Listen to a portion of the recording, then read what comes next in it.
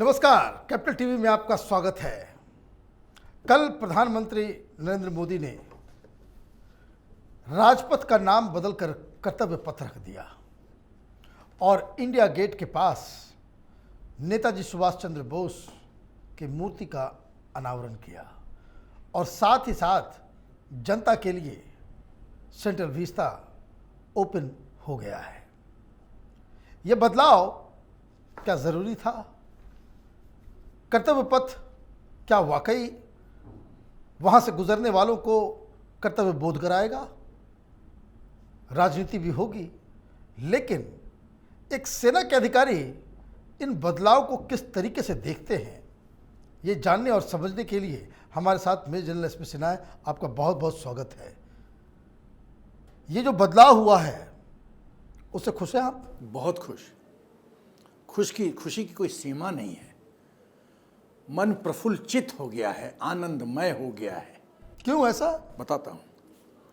जो हिंदुस्तान सोने की चिड़िया कही जाती थी, जिसका इतिहास है वीरों का इतिहास, जिसका इतिहास है अपने संतों का इतिहास, जिसका इतिहास है देश के लिए बलिदान का इतिहास, उस भव्य गरिमापूर्ण इतिहास को कलंकित किया ब्रिटिश राज ने। 200 साल का जो दाग है हिंदुस्तान को पर, उसको मिटाने की जरूरत है। यदि हम चाहते हैं कि भविष्य में हमारे संतान, हमारे आने वाली पीढ़ी हिंदुस्तान पे गौरव करे, तो ये काम करना पड़ेगा।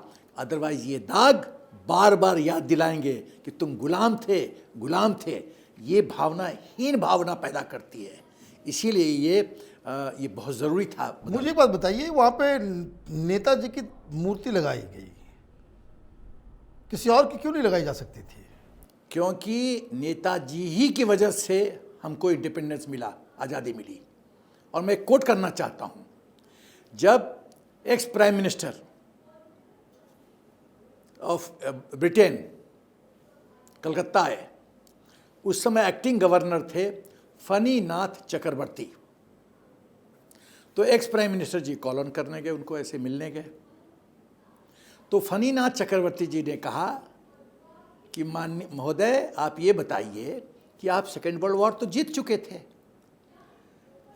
विजय मुकुट आपके माथे पे था, फिर हिंदुस्तान को आज़ादी क्यों दिया आपने? उन्होंने कुछ नहीं बोला। एटली का नाम बोल रहा हूँ, ex prime minister of Britain, mister Attlee, Richard Attlee, कुछ नहीं बोला। फिर फनीनाथ चक्रवर्ती सच उगलवाना चाहते थे, तो उन्होंने कहा, क्या महात्मा गांधी की वजह से आज़ादी मिली? फिर कुछ नहीं बोले। फिर चक्रवर्ती जी पूछे, क्या कंट्रीब्यूशन था गांधी जी का? तब एटली बोलते हैं, एग्जैक्ट वर्ड में कोट कर रहा हूं एटली जी का, MINIMAL, मिनिमल। तो फिर आज़ादी क्यों दी आपने? किसके कारण? सुभाष चंद्र बोस। और वो क्यों मैं बता रहा हूं। कहानी यहीं, बातचीत उनकी खत्म हुई इस विषय पे। क्यों अंग्रेज भागे वो मैं बताना चाहता हूँ। 24 से 25 लाख नफरी थी सेकेंड वर्ल्ड वॉर के समय, और सब इंडियन ट्रुप्स थे। ब्रिटेन की सेना थी कितनी? 20-25 हज़ार। और वो लोग को डीकमीशन किया जा रहा था। तो जब डीकमीशन किया जा रहा था, तो पके हुए आम की तरह थे सुभाष चंद्र बोस जी को खाली लपकना था।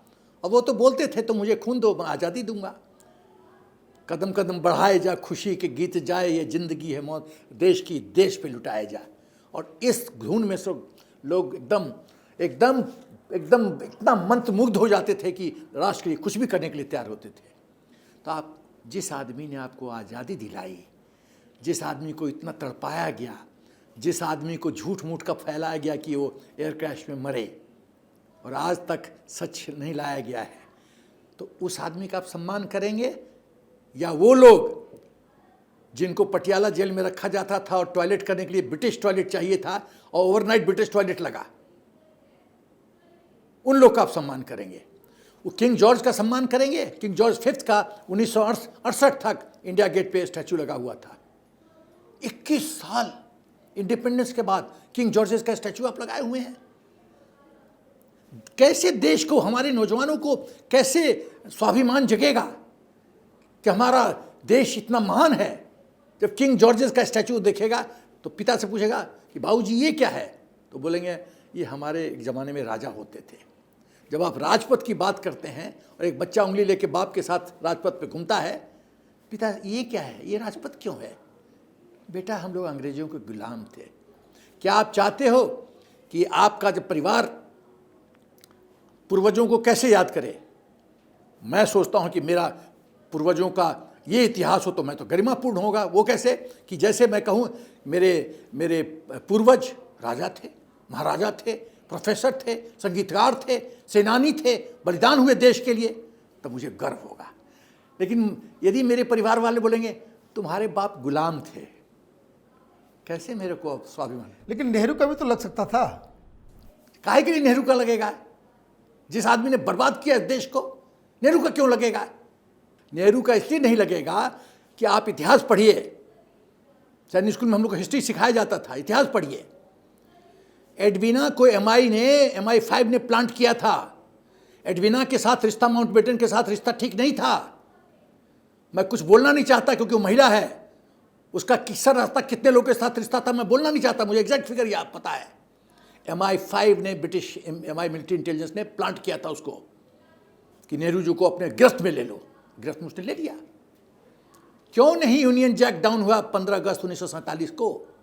क्यों माउंटबेटन, जब हिंदुस्तान इंडिपेंडेंस हुआ 15 अगस्त को, क्यों माउंटबेटन ने किंग के नाम पे ओथ लिया?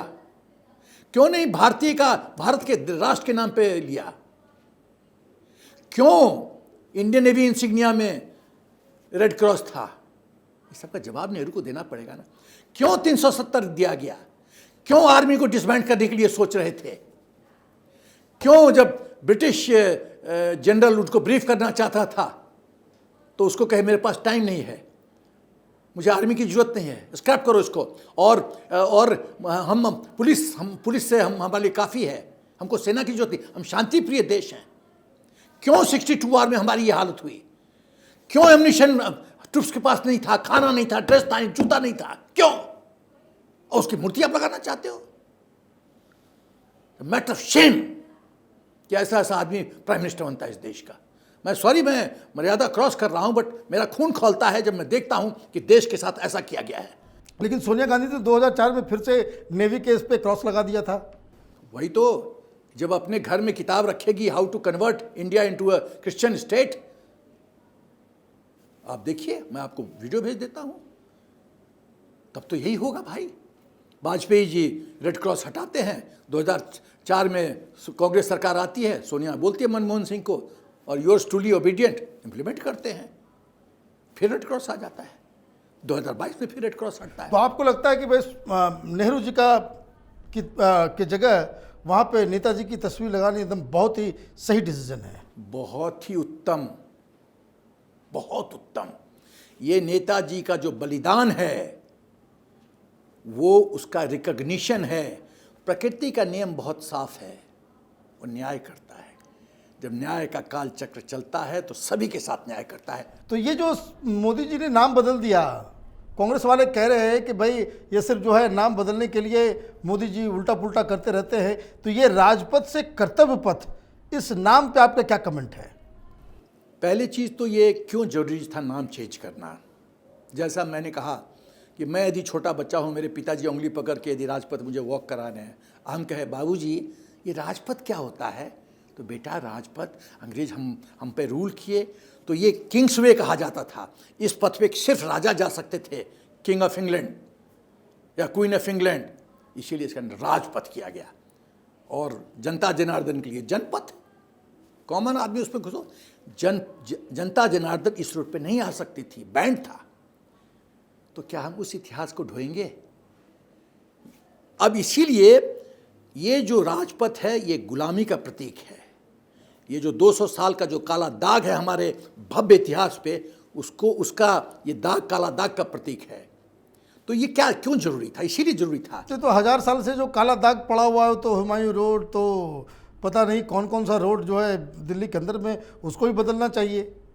नेहरू जी से पूछो ना, क्यों इंडिया गेट से सब जो रोड फूटते हैं, शाहजहां रोड, अकबर रोड, फलाना रोड, पूछो ना क्यों ये नामकरण हुआ? क्या हमारे देश में वीर नहीं थे? क्या हमारे देश में संत नहीं थे? क्या हमारे देश में लोग बलिदान नहीं हुई? एससी बोस क्यों नहीं रोड है? जिस आदमी ने आज़ादी दिलाई उसके नाम पे रोड ही नहीं। एक राजेंद्र बाबू के नाम पे एक दो नाम और है, अपना कस्तूरबा गांधी मार्ग। बाकी तुष्टीकरण की राजनीति। और उस नेहरू को आप कहते हो स्टैच्यू लगा दो भाई, आप चाहते हो तो लगा दो, बट मैं तो इतिहास का ये पन्ना खोलूंगा। तो ये कर्तव्य पथ जो है ये सही नाम है? एकदम। देखिए, राजपथ क्या डिनोट करता है और कर्तव्य पथ क्या डिनोट करता है? राजपथ का क्या मतलब है? कुछ भी नहीं। राजपथ का मतलब हुआ ये राजा का ये रास्ता था आने जाने का, कोई संदेश देता है देश को। कर्तव्य पथ जो बोलते हैं इसका मतलब हुआ कि ड्यूटी टुवर्ड्स द नेशन, राष्ट्र के प्रति आपकी जिम्मेदारी, आपका कर्तव्य है।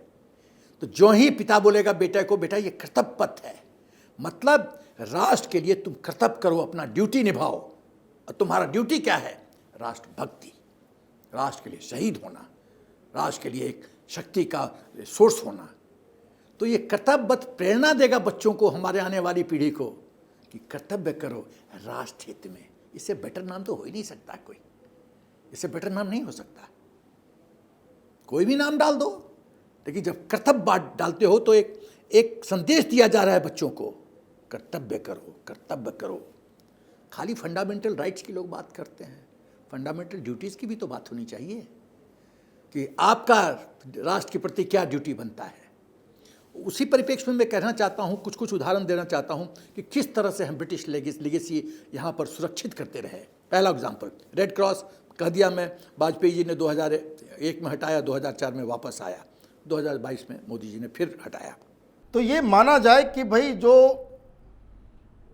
सेना, चाहे वो किसी भी ब्रांच के हो, चाहे वो सर्विंग हो या रिटायर्ड हो, उनका सीना जो है वो गर्व से आज फुल गया होगा पूरी तरीके से।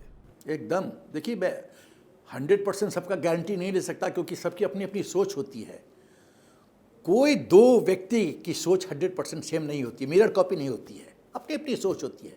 लेकिन मेरा विश्वास है कि सर्विंग ऑफिसर्स चुपचाप और रिटायर्ड वेटरन्स अपने हृदय में बहुत खुश हो रहे होंगे, क्योंकि जब ये जो काला दाग जब हटता है तो हमको आनंद आता है।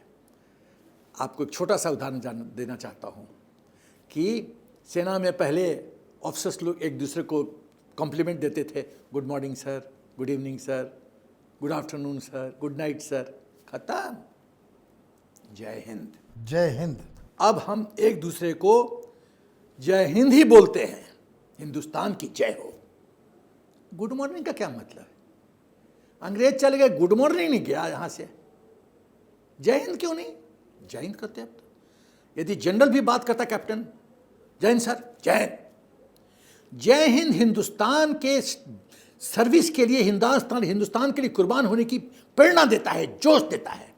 जय हिंद, हिंदुस्तान का जय हो, ये है। तो ये जो राष्ट्रीयकरण है हिंदुस्तान का, वो बहुत महत्वपूर्ण है। ये पूरा इतिहास का जो ये सब जो काला दाग है ना, इसको मोदी जी धो रहे हैं, धोने की जरूरत है, ताकि स्वच्छ हमारा पटल निकले और हमारी आने वाली पीढ़ी कहे हम हिंदुस्तानी हैं, हमारा इतिहास गरिमापूर्ण है, उस पर प्राइड लें। और जब प्राइड लेके आदमी तलवार लेके या गन लेके राष्ट्र सेवा में निकलेगा, कोई शक्ति नहीं रोक सकती उसको।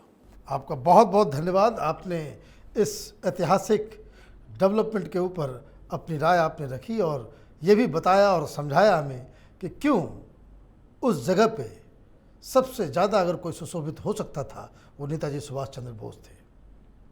आपका बहुत बहुत धन्यवाद। अगर आपको ये वीडियो पसंद आया तो आप इसे लाइक करें, शेयर करें और कैपिटल टीवी को सब्सक्राइब करें। धन्यवाद।